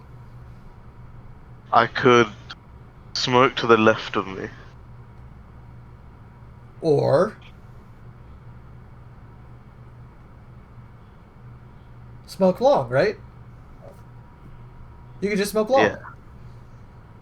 Because smoking to the left would be a little hard. Like, you could bank it off the wall, but the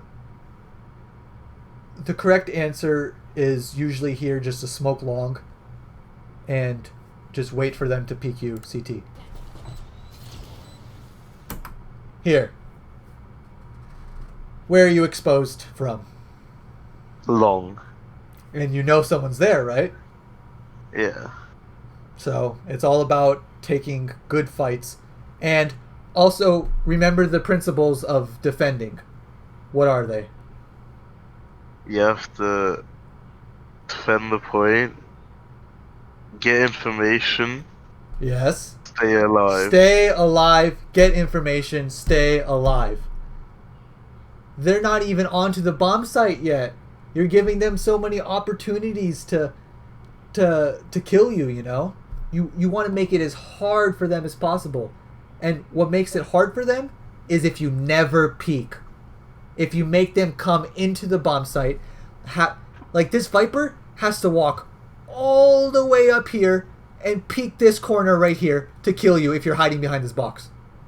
And as he's doing that, you have your teammate looking from garage. You have your teammate looking from the other side. There's so many corners he has to check. You know, you make it so difficult for him just by doing nothing. So here you're exposed to long and CT. You're taking too many fights, and you're playing too aggressively when you should just play the bomb.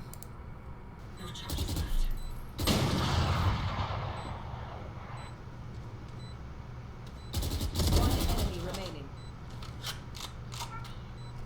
We don't have to watch this. Setting that you guys are trying to see again. See, this is a better C take, right? You have 2 people garage, spreading out, getting some map control, and you have 3 people long. This is perfect. I do this all the time.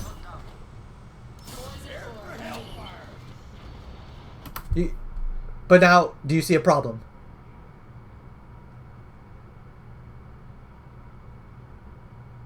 How fast are you guys taking the site?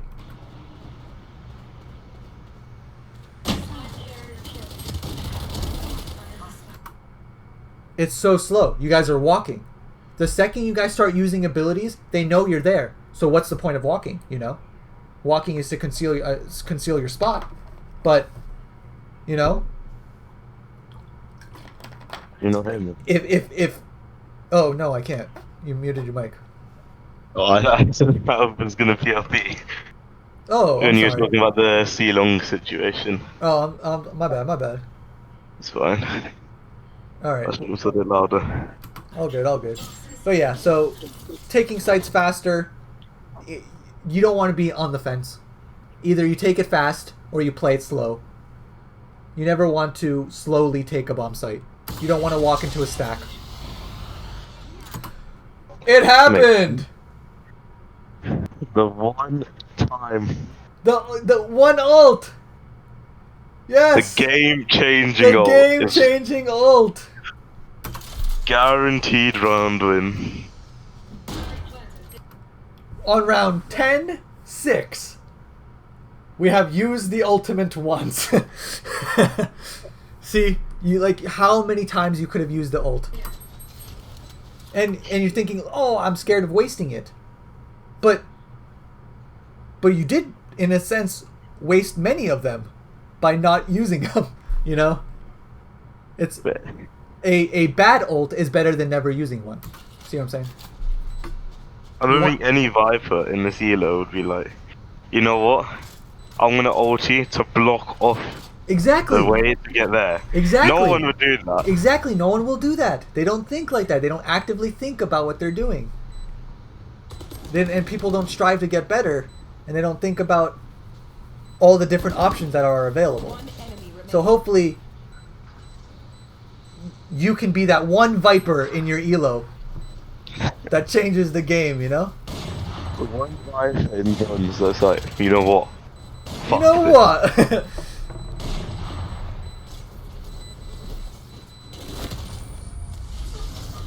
Yeah, so that's good. My team would probably think I'm trolled every time I do it. Like, why are you ulting CT?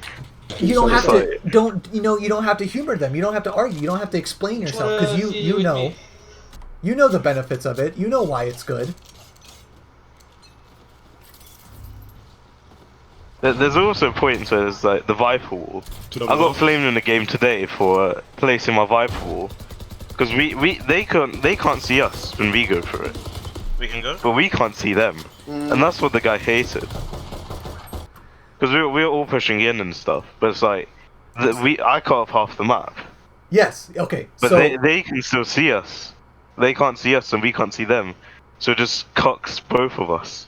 well, see, that's good because when you are attacking a site, you want to cut off a bunch of difficult angles. So okay, look at your wall right here on the minimap. What angles do you cut? You cut off this. I cut off mid door. I cut off CT. This, all of this. So when you are pushing into sight, where are you looking? Right? Here. Right side, left side. I mean. Left side. Here. Here. You're cutting off where you have to look by half. So after you get all of your buddies inside the team, the bomb site, you let them know, hey, wall's going down. So they're ready. But attacking sites, it's perfect to split the site and only attack half the site and then finish the other half off after. Perfect. So doing these half walls and stuff is actually good. Yes. Yes. Okay. You always want to split the site with your Viper walls. Because you're taking, the hardest part about taking sites and running in is all the different angles you have to check. If you cut off the angles, but see, you guys got walled off, so the wall was a bit unfortunate timing. But there's many different principles you can do for many different bomb sites. That's fine. I'd ask for a heal right now. Guys, let me go double. Weapon here.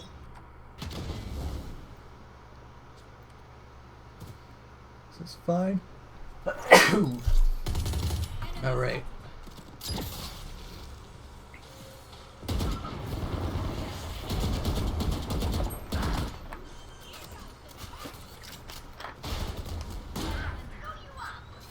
So this is good.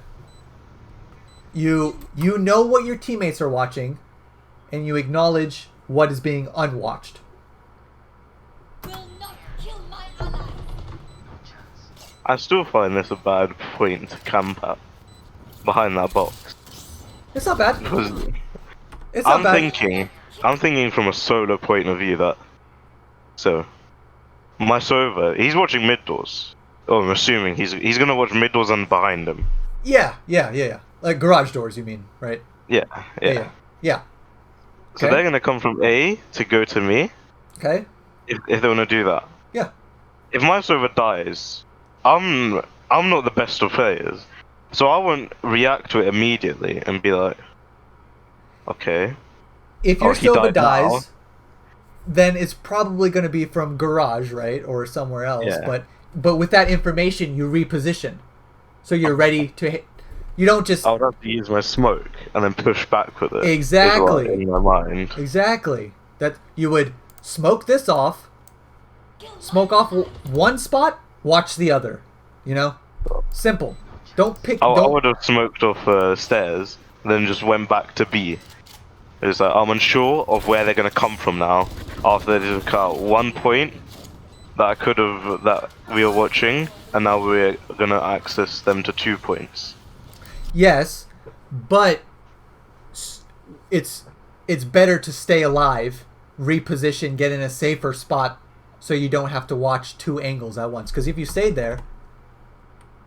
here, you are exposed to window and garage, right? Yeah.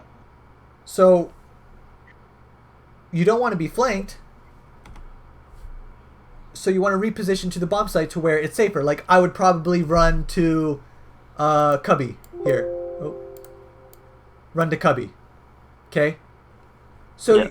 you're basically still watching flank because they both have to come up this way, but you're doing it from, if you look at the minimap, one safe angle that watches that whole line, right? So no matter if they come from here or here or here or here, they all have to cross this path, and you're safe though. So but here this is a safe spot because you have your Sova watching what's dangerous to you, but the situations change if they die. But you want to use your utility, right? You still have like full utility here, right? Yeah. So this is good. I mean, One enemy remaining. just stalling. These smokes are better for. It would be better to smoke the doorways here and here, so they don't come through. Because what does ignoring these two right here, these two people, what does this do? Opens up a place for them to go in. Exactly. It creates like a walkway, a safe walkway for them, like a little pocket they can come through. So instead, you cut off the whole entrance. So that's another thing that people have problems with, right? They'll smoke this off, and they'll smoke this off to the right and left of the bomb site. So you guys only have access to this part, while the enemies can still go through here freely. And this is a mistake, because you don't have control of the bomb site. The smokes are better if you cut off the doorways here and here, and you guys get control of the whole bomb site back here. You want the whole bomb site. People make the same mistake with smoking here, and like smoking, no, probably not there, like here, right? Yeah. So this is all you have to play with. Gives them free access. It's better to cut it off at the roots. Bam, smoke that. Bam, smoke that.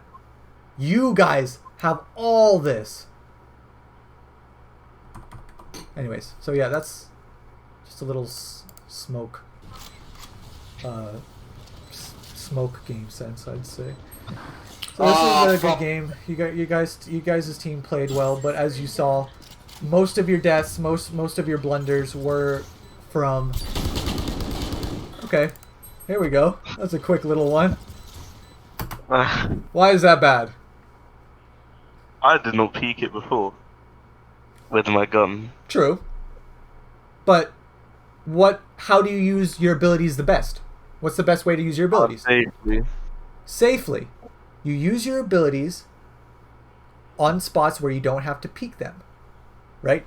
How easily could you have smoked or done this by, I know the bombs are ticking down, it's 1v3, but I'm just, telling you that it's a habit you seem to have. If you have to peek the spot that you have to use the ability on to use that ability, it's not good. So this was a good game. Attackers win. If I could just like 3 key points, it's checking corners properly, active crosshair placement, and being aware of where they can be and they cannot be, and having a different mindset when coming to defending bomb sites, and playing defense and overall, and ability usage, right? So look up some setups for Viper, understand the principles of playing defenses, getting information, staying alive, stalling, and playing with teammates. It's not about getting kills.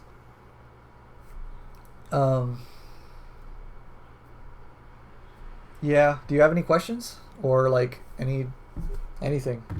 I've been talking a lot. How? How do you do these things? how would I get better crosshair placement? Okay. Well, let's see.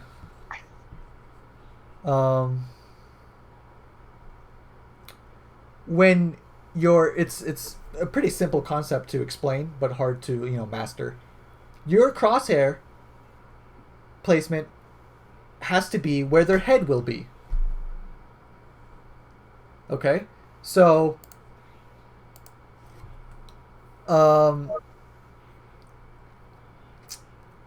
you always pretend, whenever you're holding angles, whenever you're pushing angles, your crosshair is always as if someone is about to peek you.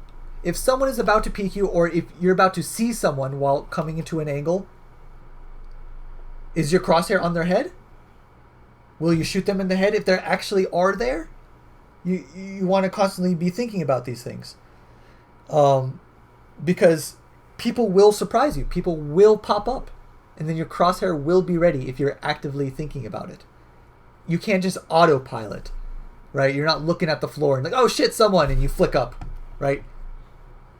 Be methodical with how you are pushing stuff, attacking things. So like, here, I'll go to shooting range real quick. You can still see my screen, right? Yeah. All right.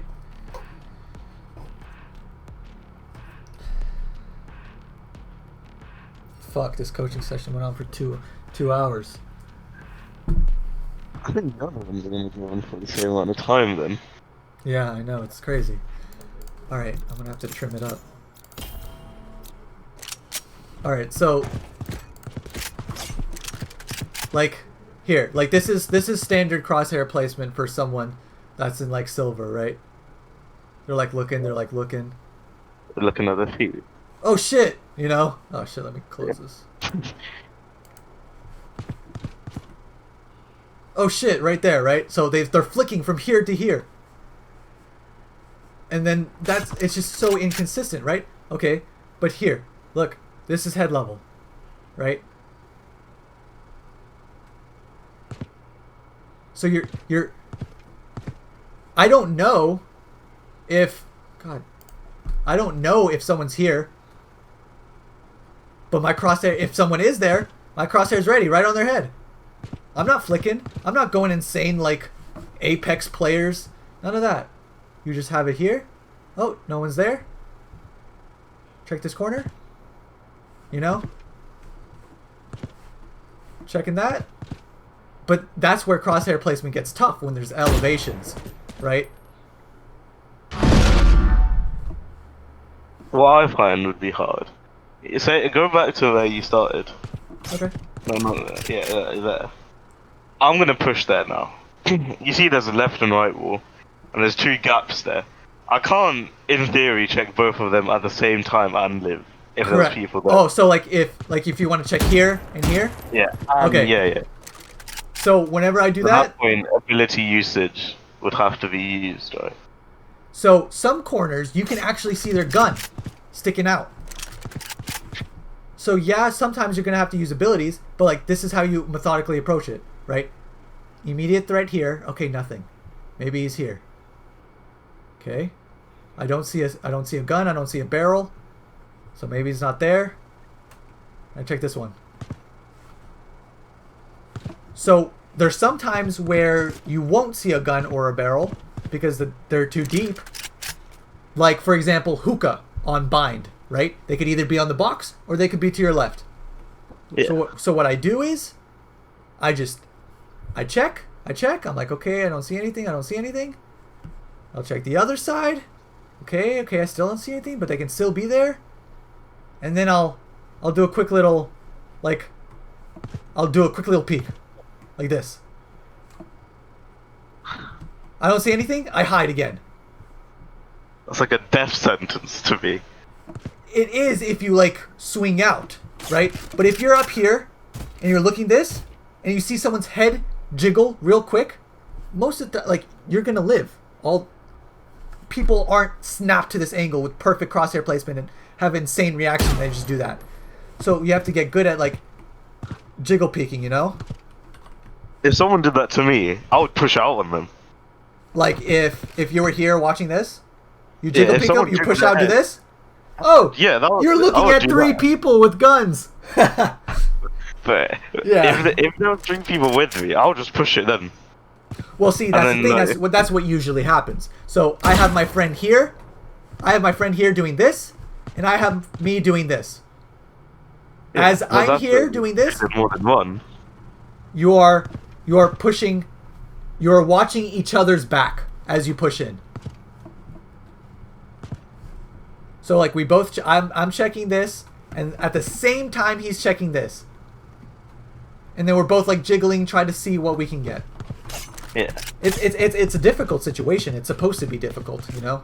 Attacking is supposed to be difficult and putting you into tough spots like that. But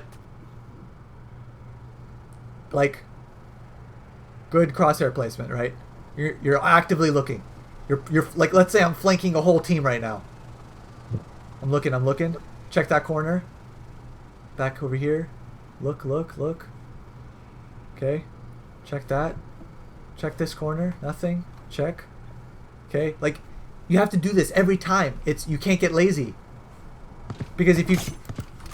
The people hiding in corners like these, they prey on the lazy. People hiding right here, they hope they don't get checked. You do this? Oh, I see his barrel right here. Alright. I pre-aim his head. Dead. Or I see this. I look. And you're ready. You're ready for the duel. It's not 100% guarantee you'll win it, but you're ready for it. And that's the big deal. So much to take in. Dude, it's a lot. That's why I record these, and I'm going to post them on YouTube so you can rewatch it and all this stuff. I'll probably trim it up a bit so it's not this long. I wouldn't mind. But yeah, there's a lot of stuff, and it's information overload for you right now, and it's gonna be hard to retain it. But go through the video again, and pick 1 or 2 things that I said, and force yourself. Go into like an unrated or a rated game. Force yourself to apply those. Like, next game you play, I'm going to check every single corner on the goddamn map, right? I'm going to only focus. I don't care about my ability usage. I don't care about my ult. I'm flanking. I'm checking every corner. Every single one. And you focus on only 1 or 2 things at a time. And when you do that, they will get drilled into your head. So it becomes automatic, right? Because like for you doing it, it will be actively trying to think it. You're using your brain power and you're focusing on many things. But for me, when I play, I take this, I look. It's nothing. It's second nature to me because I did it a million times. I do it over and over and over. It just comes to you so naturally. if you constantly practice it. So you're looking at this. You can even run and do it. You look. You know, you're ready for all this stuff. Because staying alive is so important in the game. You know, you can't kill people if you're dead. So aim's important, but making sure you're not dying is also important. You got any questions? Other questions? See your background picture. On Desktop. Your wallpaper. yeah. Fuck, never mind. It's just some. I thought it's from a manga that I read, but Oh, I don't know was where not. it's from. It just looked nice. I just used it. But yeah. If there is any like other questions that come to you later, or even if there's a small clip that you want me to analyze for you, it doesn't have to be a whole game. Just like look at this one round, right, and go over it with me again, or like I have some questions. You can always DM me, private message me, and I can answer any questions and talk about it. Is there any other like players here that are high elo that you'll be doing VOD reviews for them that are like Viper and Cypher mains? That I could like watch their VODs and see like, oh, I'll do what they do, like see what I would have to look at the schedule. Let me see. Any other Viper players?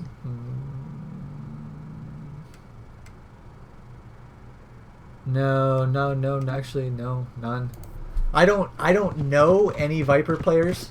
She's a little like out of flavor. She's a niche pick, super niche pick that not many people play. So you have to do your own research on that, and when it comes to setups and stuff. But for the most part, all you have to do when watching other Viper players is learn setups. Everything else is general game sense, like what I told you, and general principles that they apply. So focus on those things and try to remember some of the stuff, and hopefully I'll probably upload the video tonight. I'll leave it uploading tonight, and then I'll post in the Discord the session, the video, so you can watch it over, and like other people can maybe watch it and learn something or two, and they'll have questions and everything. Yeah. But yeah, anything that comes to your mind later, you can always private message me and I'll answer. Yeah, I'll probably do that. I'll see how it goes today. I'll probably play like 5 more games today.